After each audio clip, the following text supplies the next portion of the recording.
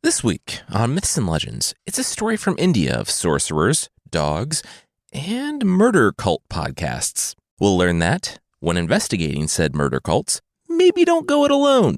And we'll see why you shouldn't deck your horse out in million-dollar necklaces. The creature this week is Bolster the Giant, who's not only an actual giant, but a giant sleazeball as well.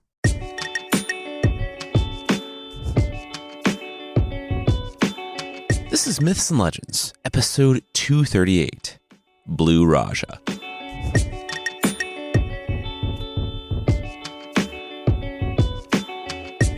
This is a podcast where we tell stories from mythology and folklore. Some are incredibly popular stories you might think you know, but with surprising origins. Others are stories that might be new to you, but are definitely worth a listen. This week, we're telling a story from India of magic, love, loss, and murder cult podcasts. It's set in the ancient world, roughly in the 1st century BC, and features a character we've seen before, Vikramaditya, from episode 183. He's a legendary Raja, a monarch, who's featured in a lot of stories, but there's not any continuity between the stories that we've told, so no need to have heard the previous one. Anyway, we'll jump into the story and learn what happens when a murder cult moves in next door.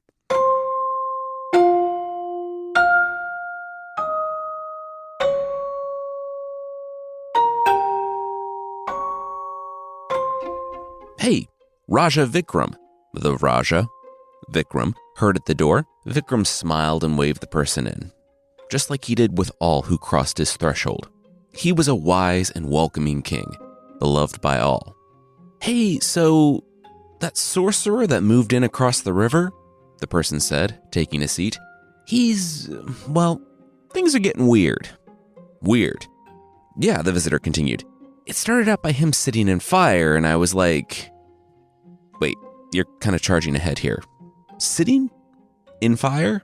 The Raja was puzzled. Yeah, it's exactly like it sounds, the servant clarified, while not saying anything more. He makes a giant fire and sits in it. Flames shooting up all around, engulfing and obscuring him. My issue is not really with the fire. If you want to sit in fire, hey, you do you. As long as it doesn't affect me, cool. Thing is, though, it's affecting me. The Raja asked, how so?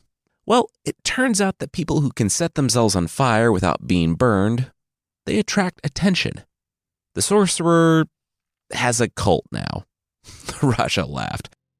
A cult. And things are not good. The Raja rung a bell for a servant to come, so he could get a second opinion on this cult, but no one arrived. Yeah, they all up and joined a cult, and that cult wanted the Raja dead, the servant said. The Raja stood. Well, now he knew what he had to do. Better get a Netflix documentary crew in here or one of the 10,000 true crime podcasts, because we're investigating a murder cult.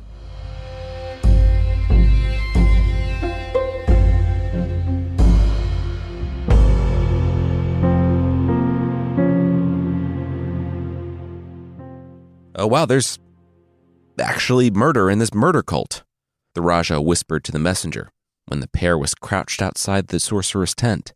When he didn't get a response, he turned to see the messenger fleeing back down the river. The Raja shrugged. Too much murder, he guessed. It wasn't really the quantity of the murder so much as the type. It was dark stuff because inside the tent, a man sat on a corpse. The corpse of his son. He said he hated the Raja so much that he had killed his son with the idea that the sorcerer would bring him back as a monster so he could have his revenge. The Raja recognized the man as one of his ministers. A mid-level guy, not in on the important meetings, but not a servant. Weird. Well, there were a ton of people in there who wanted him dead, and a magical sorcerer ready to do some manner of necromancy. Should he run? Nah. He crouched maybe a little lower, but kept watching. The sorcerer started his incantation, and it rose to a full-throated yell with the fire and color and sparks shooting up all around them. He was really dialing up the showmanship, and then he looked down at the corpse that was still a corpse. The minister asked, what was going on? The sorcerer looked around with a sneer. There was an intruder in their midst. That's why the magic wasn't working. The Raja looked behind him. Intruder? Who could it be? Oh, wait. Yeah, this was a good time to go. He dipped down to slink away, but found himself stuck to the ground, completely rooted to the spot. Uh-oh. Whoever is eavesdropping, things are about to get rough for you, the sorcerer said with a wry grin. He turned to his cult members, because the sorcerer was going to turn the intruder into a dog. Oh, that's necessary context. He was turning the intruder into a dog. So yeah, rough, like a dog says. The cult members looked at the sorcerer. Oh, yeah, got it. Good one, boss. The sorcerer smiled as the dog was dragged to him by the scruff of his neck. Yeah, it was a good one.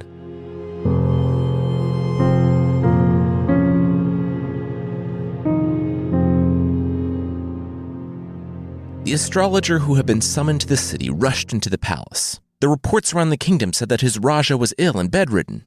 He was here with his 2 sons. What could they do to help? He approached the bed and it was empty and made. Yeah, we don't know where he is, one of the advisors said. The others nodded. They tried everything. They tried sending people out in secret. They tried asking around. No one knew what happened to the Raja. They were just about to fight it out to determine who would succeed him, but then someone said they should call an astrologer before ruthlessly backstabbing each other to see who would take power. They agreed, and so that's why the astrologer and his sons were here. The astrologer thanked them for thinking of him, nodded to his kids, and the trio got to work. A few hours later, they emerged. This was bad, real bad. As everyone knew, the Raja was something of a low-level magician himself, and he had trapped 4 spirits, and they protected him. They could aid him against low-level magic that he might come up against. The thing was, this wasn't low-level magic. The astrologer found Raja Vikram. He was with the sorcerer who lived in a tent down by the river. The Raja's saving grace was that the sorcerer didn't wait to transform him into a dog until after he looked at the Raja. He had no idea that the object of his hate was completely in his power. The advisors said, okay, well, they should just raise an army to go there. Grab the dog and kill the sorcerer. The astrologer shook his head. Maybe a couple weeks ago, but the sorcerer's power had only grown since. There was an invisible boundary that spanned out from his camp and went halfway across the river. If they sent an army, well, that was a nice way to lose an army. They had mere days until the sorcerer's power would be greater than the Raja's spirits. Once that happened, the sorcerer would know who he had, and the whole kingdom would be at risk. Well then, what should they do? The advisors asked, and then asked how 2 deer had gotten in the Raja's bedroom. The astrologer pointed to the deer. Those were his sons. They had turned themselves into deer. He turned to the boys. The kingdom could not fall. They all had to do their part. You see, the Raja was himself, but not himself. He was a dog, and as a dog, he was loyal to the sorcerer. Given that the Raja was a mindless animal, the sorcerer didn't even see a need to tether him up. So the dog sat in the murder cult tent, keeping guard. Like my actual dog, whenever she sees a deer in the backyard, the Raja would take off after the intruder. That was the plan here. The brothers, the sons of the astrologer, would wade into the river, trying to draw the dog out. Though, beware, even though they only needed to get the Raja halfway across the river, the reverse was also the case. As soon as the brothers were on the sorcerer's side of the river, they were in the sorcerer's domain. The sons understood the risk, and they bravely pranced off toward the river.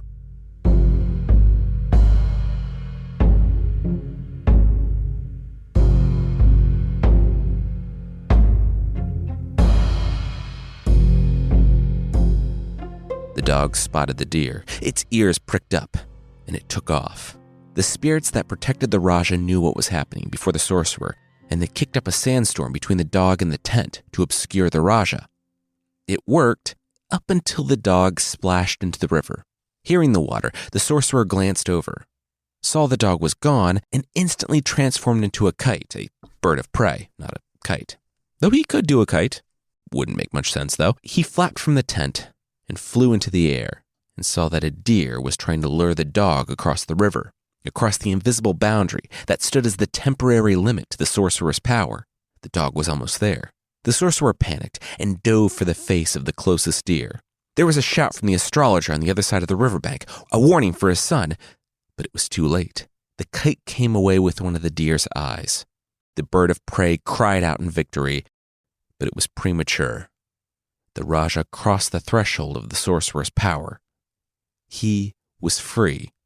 The two deer followed, and though the sorcerer was growing in power, he didn't dare cross out of his domain, lest he fall into a trap that the astrologer had waiting for him. He hovered just inside the boundary, gulping down the deer's eye before flapping back to his hut.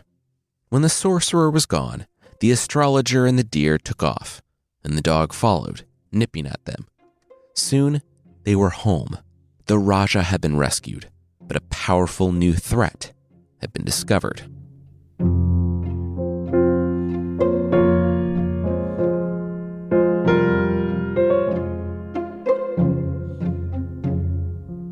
The Raja stroked his beard as he addressed the astrologer.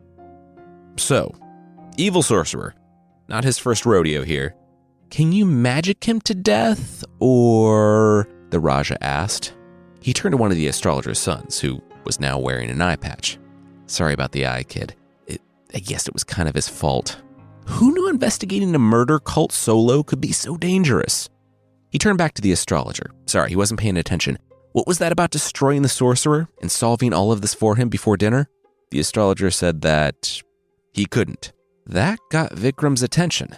He couldn't. Why not? The astrologer said that he couldn't do it for the same reason that he couldn't deadlift 500 pounds or open a pickle jar with wet hands. It was too difficult for him. Worse, the spirits that guarded the Raja would soon be overpowered by the sorcerer and his followers. The Raja wouldn't even be safe in his own home. But there was someone who could help. Nice. Who is he? The Raja said, daring to breathe after that grim exposition drop. She, the astrologer replied. The Princess of China. She was the only one within 5,000 miles who would be able to stand up to the sorcerer. She knew 14 types of magic.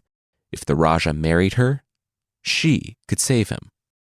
Marry her? The Raja asked. Why did he have to marry her? He was keeping his options open here.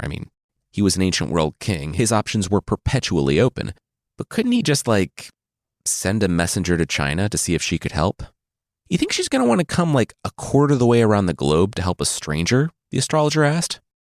You think she's going to be cool with me actively deceiving her into marriage for this one selfish purpose? The Raja rejoined. The astrologer's answer to that was a yes. That was the plan. That was their only plan, their only hope here. And getting out of town will put enough distance between the Raja and the sorcerer to keep him safe for the time being. Vikram sighed. Fine. Just give him time to get a retinue and an entourage together, and he would start off on the overland journey that, were he to fly like on a plane, would take 22 hours. The astrologer stopped the Raja from calling a meeting. Yeah, about that. He was going to have to go it alone.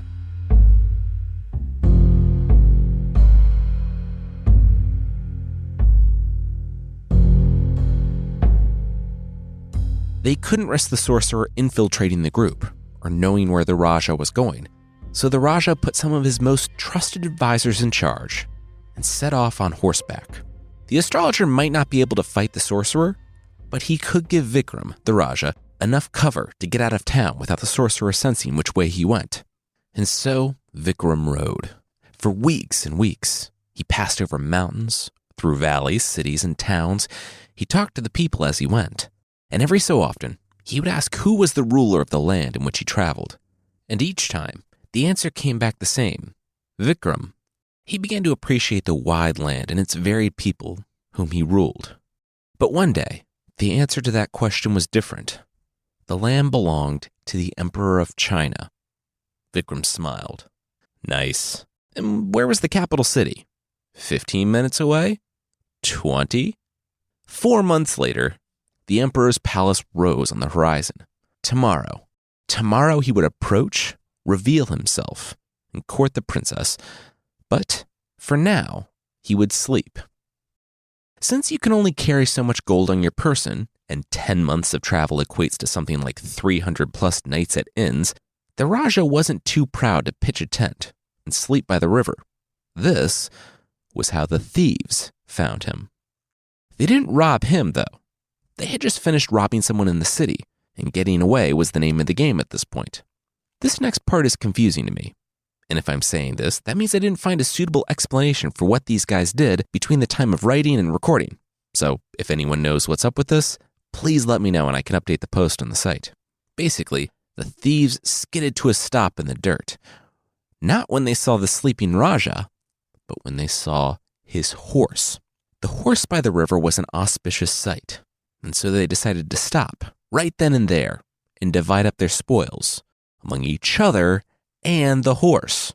My guess for this was that by donating to the horse, they were making a sacrifice of sorts that would help ensure good fortune in making a speedy escape, as I found that horses can represent freedom sometimes. Anyway, they drew lots. Someone drew lots for the horse, and the horse won a necklace that, in today's dollars with a straight conversion, was worth 120,000 US dollars, and that's not even adjusted for inflation. So I guess Ocean's 11 stumbled on the Raja and his horse, if they could afford to drop that kind of money to help ensure a speedy getaway. Regardless, it worked out. For them.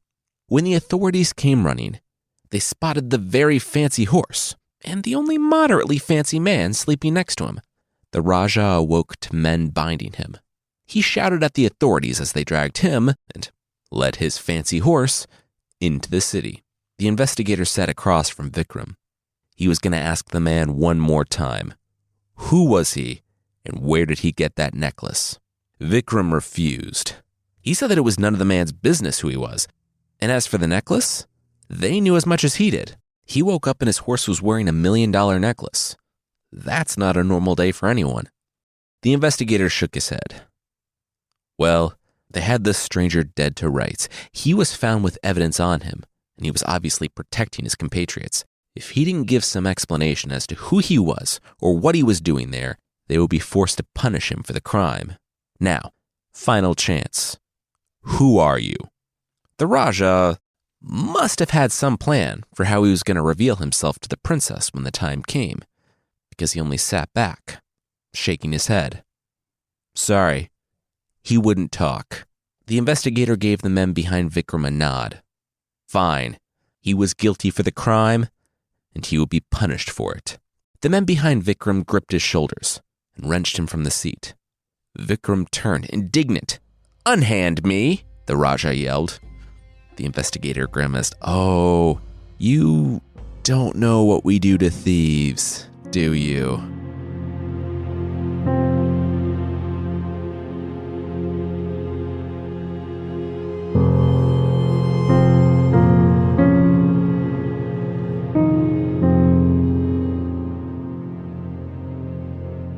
We'll see what happens to the Raja, but that will be right after this.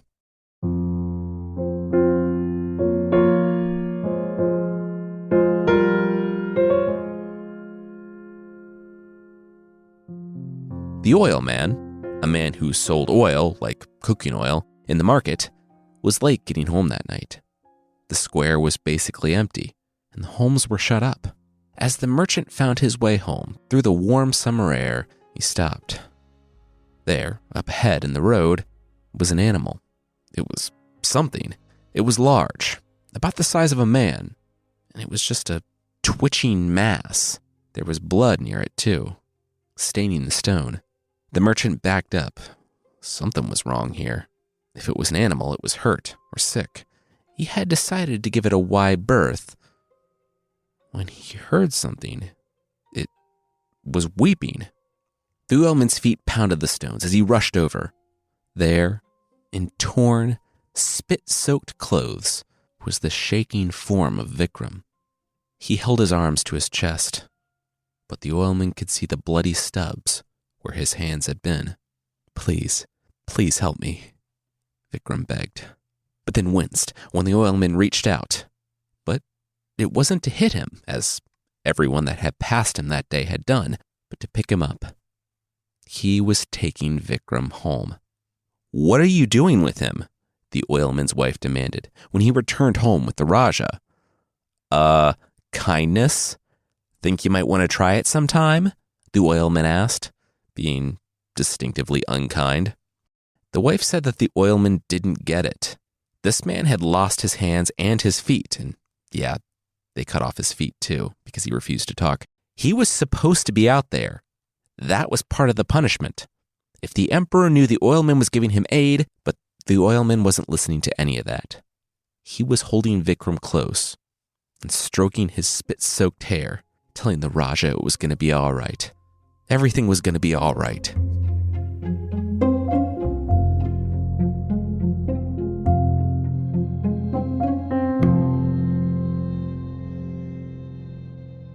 Papa, Vikram called out to the oilman. He wanted a ride, Papa. It's weird that he calls you Papa, the wife noted. You guys are like the same age. Whose special boy wants a ride in the oil press? The oilman asked. Vikram smiled. The special boy. The wife shook her head as the oilman grunted, hefting the, full-grown man atop the donkey that pulled the oil press so he could ride around the mill. Then she smelled the air. Oh, wow. Okay, it looked like the stranger needed a bath. You mean my son? The oilman clarified. The wife said, sure. His son needed a bath. The oilman smelled Vikram. Wow, yeah, okay. Things were getting ripe. All right, into the bath. It was just about bedtime anyway. No, Vikram said, lashing out with his limbs. The oilman said he was not about to break out his dad voice tonight. It was bath time. The wife face-palmed and left the room. This was not her problem. 20 minutes later, the oilman had Vikram in a backpack. All right, they were going out. The wife said, out? What did he mean out? She thought it was bath time. In parenting, follow-through is extremely important, or else it sends the message that... She paused. She was not going to enable this ridiculousness. Okay, why were they going out? To the tank in the princess's summer garden, the oilman said. It was the only place that Vikram would consent to be bathed. The wife said that they would all be killed. No male ever set foot in that bath. They barely got away with sheltering a convict. Everyone thought he died or something. This was so dangerous. What my boy wants, my boy gets, the oilman said, and left. It wasn't long until they were at the princess's secret private garden, which is not all that secret or private if a random convict can piggyback ride his way on in. The oilman looked left and right. The only sounds he heard were crickets. The palace, it seemed, had turned in for a very early night. Vikram turned to the oilman, telling his papa that he could leave Vikram here to bathe and pick him up again around midnight. The man said that was 4 hours from now. Way too long for a bath, and after his bedtime. But Vikram was insistent. Soon, the oilman was picking his way out of the secret bath by even more secret paths, and Vikram was rubbing soap on his body for the first time in weeks. When you're taking secret baths in forbidden tubs, it's really important to not just take a really long time, but to stop and sing for 3 hours after you do so. The thing was, the song wasn't an ordinary one. The song communicated with the spirits that protected the Raja. I guess they had been taking some time off given his current state, but he summoned them now to light things up. Inside the palace, the princess's lamp roared to life. She woke up, blinking in the now vanquished darkness. She rushed to the window and looked to the city. Every light in the city was burning, just like hers.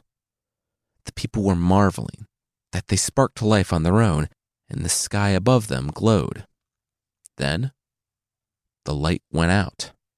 Every light went out. As bright as it had been, the city was plunged into an inky darkness. The princess smiled as she felt her way over to her divination tools and her lamp, which she relit. He was here. Vikram was here. She knew that a magician had come to the city from the west. She knew that he was staying with an oilman. And through consulting her own spirits, she had even learned his name was Vikram and that he was seeking her. But even her magic had limits.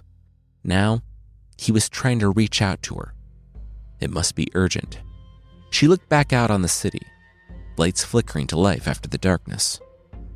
There were a lot of oilmen in the city, but she thought she knew how to find him.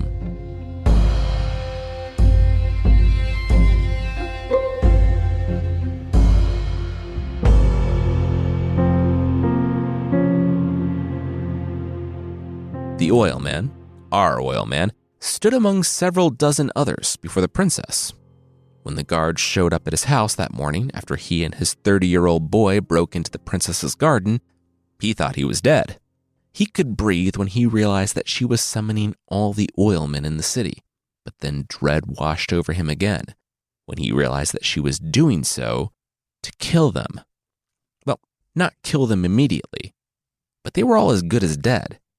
If each family didn't supply the emperor with 8,000 pounds of oil by tomorrow morning at 6 a.m., he and his family would be pressed to death in their own mill. Of course, this was met with lamentation. Most had some oil in reserve, but not 8,000 pounds of it. That was the point, though. To make that much oil in one day would take magic. And it was magic that she was looking for. That's how, after calling on his spirits after the oilman and his wife fell into a restless sleep, the household woke up to jars upon jars of oil. The task was complete.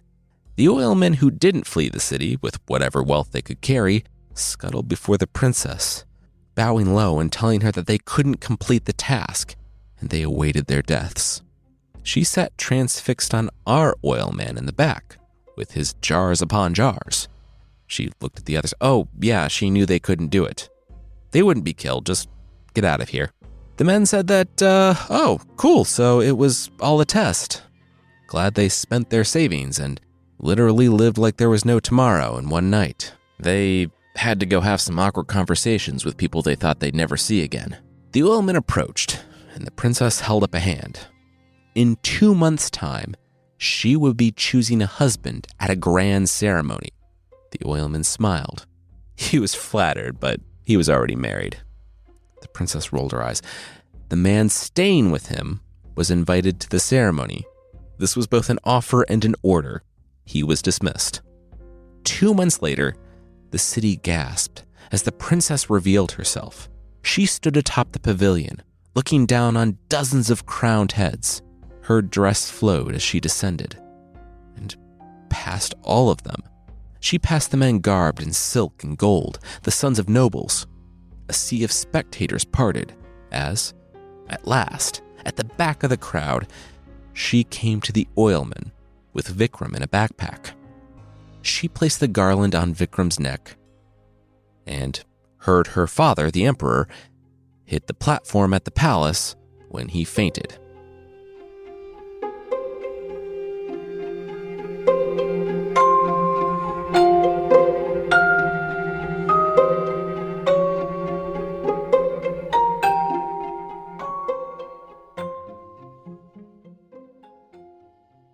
We'll see what happens with the princess and the Raja, and maybe return to the actual plot, but that, once again, will be right after this.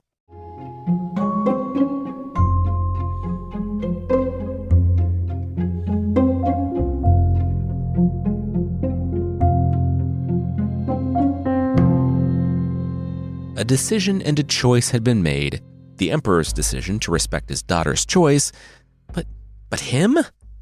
The princess stroked Vikram's face with a smile. This was a kind man, a monarch that was approaching equality with her in power and intelligence, which was more than she could say for the other men assembled. Yes, him. The oilman was excited for his boy. His son was going to marry the princess. Then he paused. Oh no. His son was going to marry the princess, and he had to help pay for the wedding. Seriously, don't do anything. I'll be fine, Vikram begged the oilman. Papa, please. The oilman took a deep breath. Okay, sure. He trusted his son. Vikram smiled. Good. Oh, and one more thing. Tonight, could he get a ride to his girlfriend's house?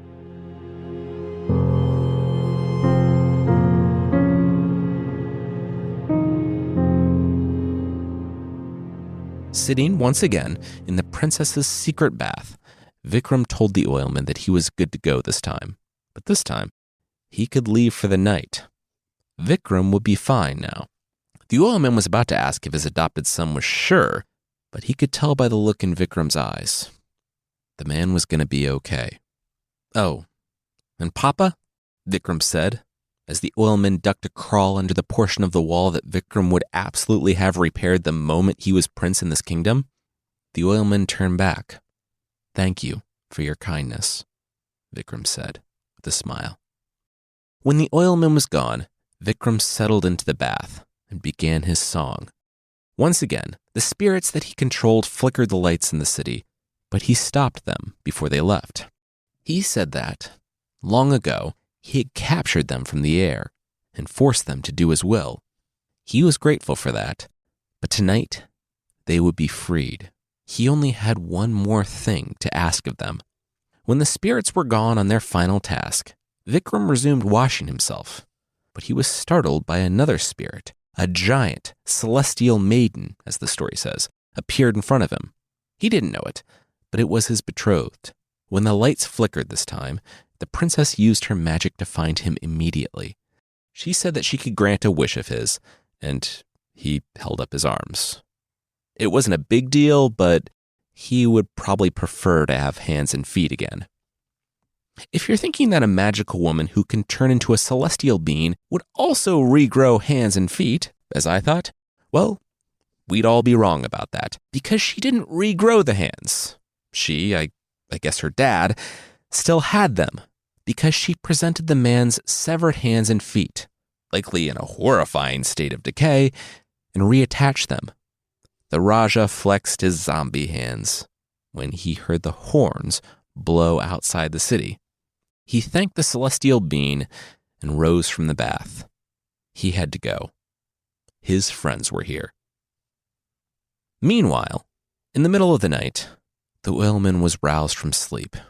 He woke up in his home, but he looked around. This is not my beautiful house.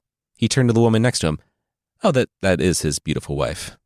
He felt the soft silk sheets and looked up to the carved art and gold embossed everything around him. His feet felt the cool marble as he walked out of the bedroom that had been the size of his house. Countless servants met him as he walked outside and viewed his now spacious manor with piles of gold inside. He thought about his son and smiled.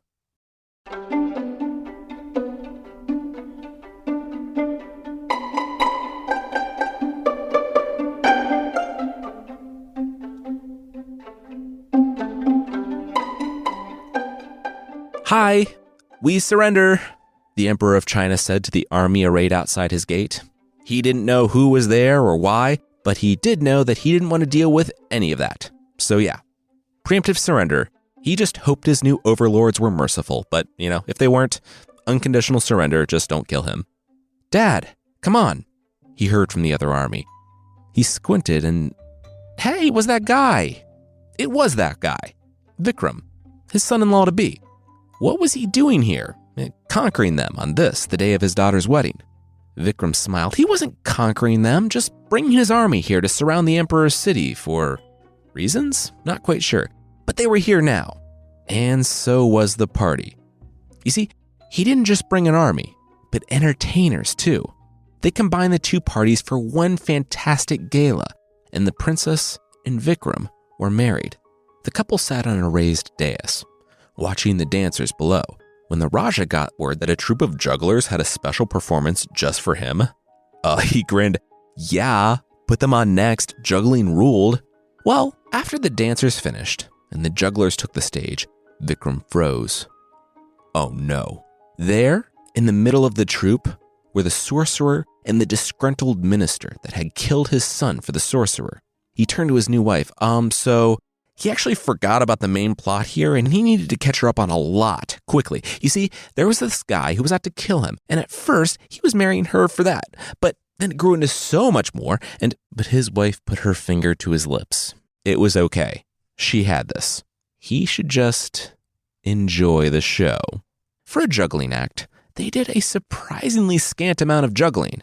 In fact, the story doesn't mention any juggling. It does mention, however, a corpse. The sorcerer took a seat on something in a box, and soon, when the sorcerer started to rise, it became apparent that that something was a someone, the adult son of the minister that had been killed.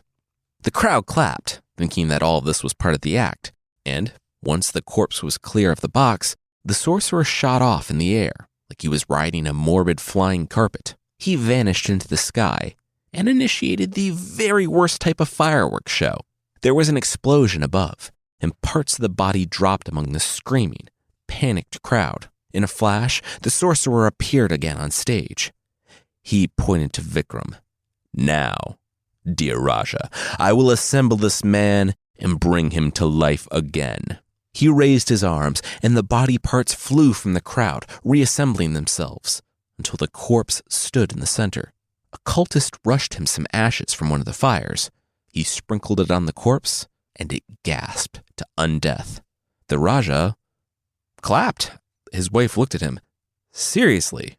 What?" She told him to enjoy the show, and that was legitimately impressive. But the show wasn't done. The young man turned to his dad, the one who had killed him for this. His eyes were filled with panic and rage. I'm hungry, father," the young man said. The sorcerer smiled, raising his hand, palm up again. "Then go, change into a tiger, and eat your enemy," he boomed. The corpse collapsed into a writhing mass on the ground. Fur poked from his skin, and his hands and feet exploded into claws.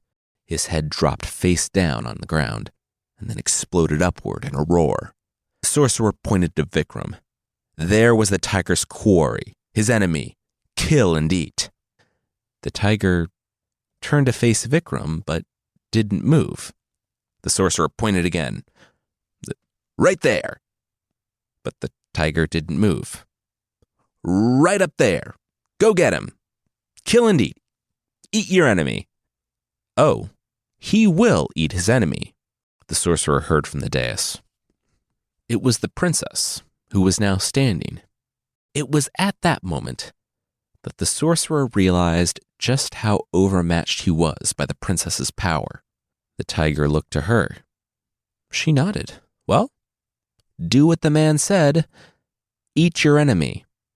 The tiger obeyed and turned to face his father. The man held up his hands. Hey, son, look, no hard feelings. It wasn't personal. He was just passing over for a promotion. And the tiger lunged and did as it had been told. He ate his true enemy. When he was finished, the crowd gave it space as the tiger rushed from the city. The sorcerer, too, turned to run, but found himself rooted to the spot. The princess walked down and soon looked up at the man, who clenched his fists to hide the shaking and the sweat.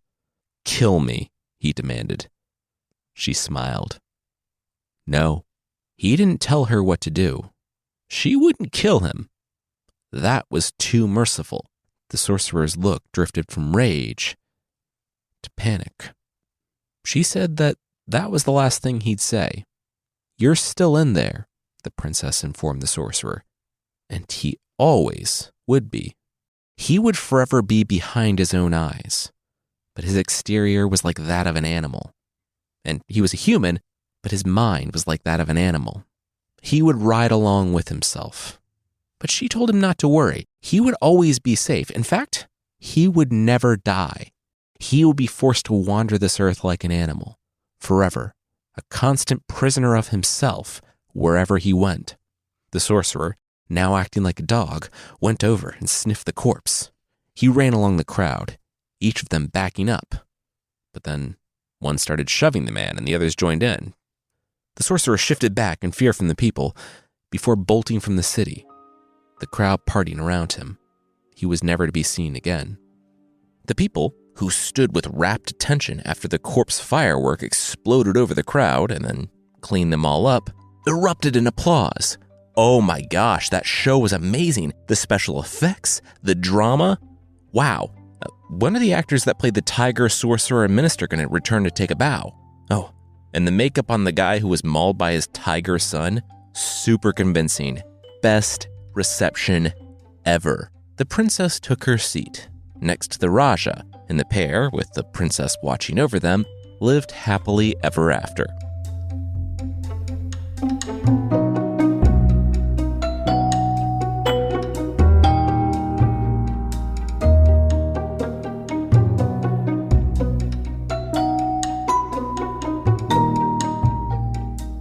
I mean, until Raja Vikram got in more trouble. We'll see him again. And I'll probably start knitting together a loose continuity for him now. He's a pretty fun character. If you'd like to support the show, for less than the price of a Victorian T-Rex bust candle, a candle of a T-Rex bust in dignified Victorian garb, you can get extra episodes and ad-free versions of the show that, sadly, are not a pretty epic fancy T-Rex bust that you can also set on fire. Though I guess any bust is flammable if you try hard enough. Check out support.mythpodcast.com for more info on the membership.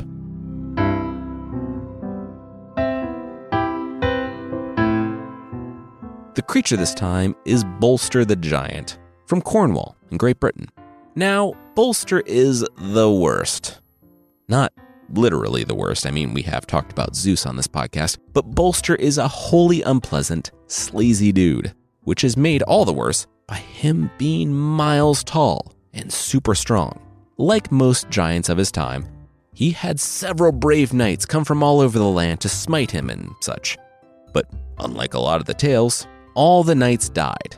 When a guy has a 6-mile-long stride, kinda hard to take him down with a lance.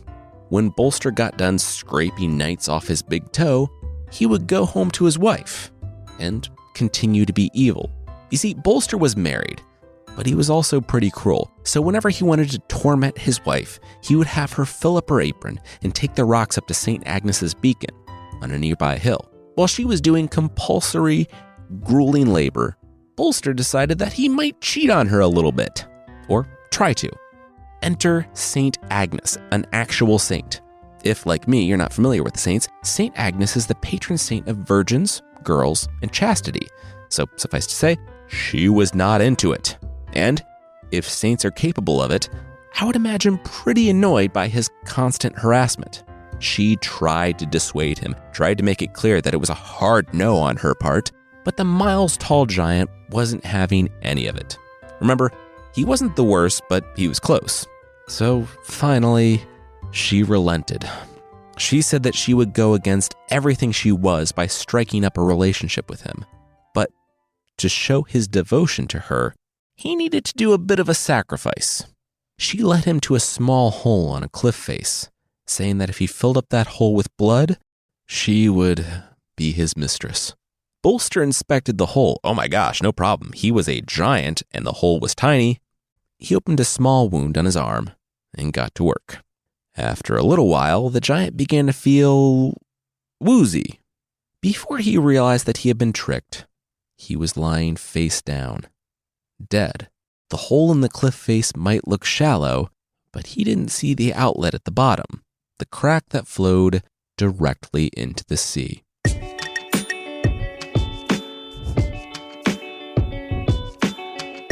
That's it for this week. Myths and Legends is by Jason and Carissa Weiser. Our theme song is by Broke for Free, and the Creature of the Week music is by Steve Combs. There are links to even more music in the show notes. Thank you so much for listening, and we'll see you next time.